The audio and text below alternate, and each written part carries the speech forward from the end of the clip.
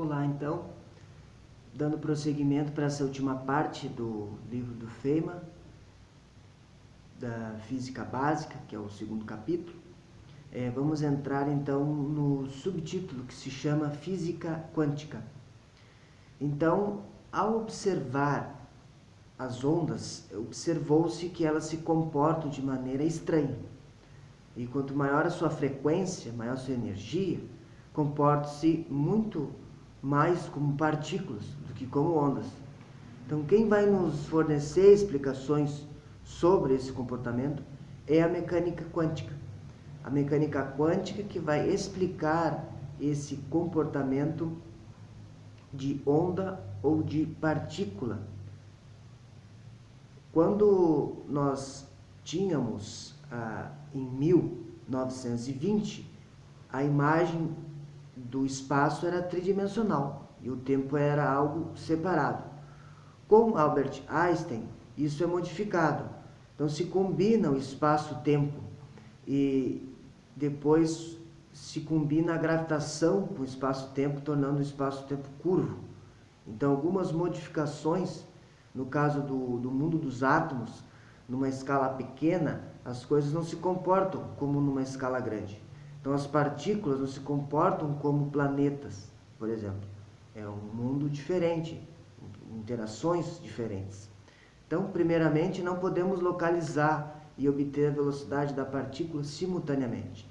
Então, se nós tivermos uma certa precisão na velocidade da partícula, nós vamos perder essa precisão na localização. E vice-versa, se eu tiver uma localização com certa precisão, eu vou ter uma diminuição de precisão sobre a velocidade da partícula. Então, isso deve se manter como uma constante. Não é uma precisão exata nessas duas grandezas. Então, é fundamentalmente impossível obter precisão precisa que vai acontecer dentro de uma experiência, que é um teste de validade da ciência. Um dos testes, que é a experiência, né? Então, o fenômeno da aurora boreal, por exemplo, Estocolmo, não vai ser percebido da mesma forma, ou sequer vai ser percebido lá em Quito, então, onde não se verá esse fenômeno. Então, a água ferve a 100 graus sempre, vai depender da altitude. Então, esses fenômenos físicos, eles dependem das condições do lugar. Então, a experiência, ela sempre vai ser um pouco diferente aonde ela vai acontecer. As experiências não vão acontecer sempre da mesma forma. Uma das consequências desse entendimento da mecânica quântica é que as ondas também podem se comportar como partículas. Não há distinção sobre quando é partícula e quando é onda. Então, a mecânica quântica unifica a ideia de campo juntando a ideia de ondas e de partículas.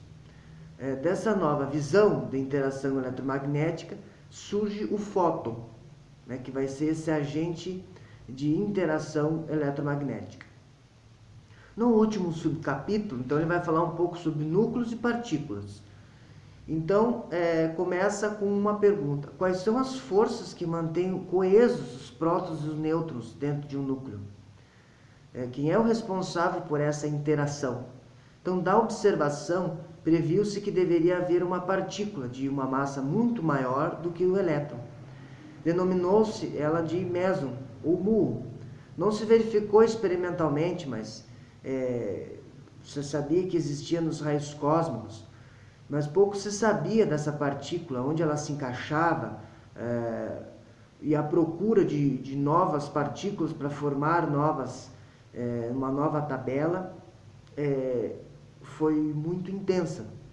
Hoje nós já temos essa descoberta dessa partícula do meson, já é uma comprovação, foi observado, e essa nova tabela já foi feita. Existe uma tabela química, a tabela periódica, mas existe uma tabela de partículas. Essa tabela de partículas, elas vão nos dar argumentos para nos dizer como que os átomos vão ser formados.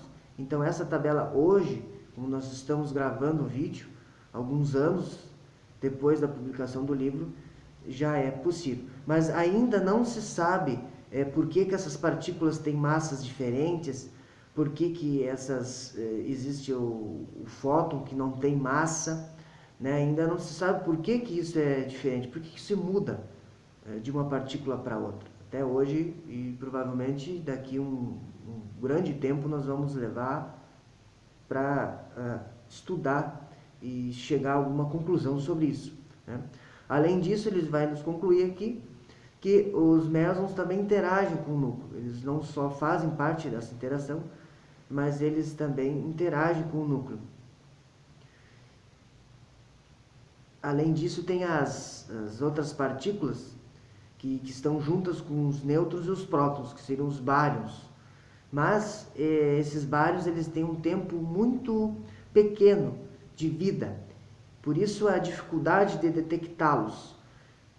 Hoje em dia nós temos um grande acelerador de partículas, que está entre a fronteira da França com a Suíça, e que ele acelera as partículas, elas colidem, e a partir dessa colisão surgem novos átomos, assim como a gente, ao quebrar uma laranja, sai as sementes da laranja. No caso dos átomos, se quebrar os átomos, também saem elementos dali. Só que são elementos de vida muito curta. Há uma computação, uma análise de computador para analisar esse comportamento e, a partir daí, trazer para o modelo científico e construir modelos aceitos pela ciência. Há uma construção, então, da análise de computador para análise de modelo científico. Se tudo der certo, então se forma uma nova teoria. Senão, não se configura uma nova teoria e se volta a fazer os mesmos testes de antes.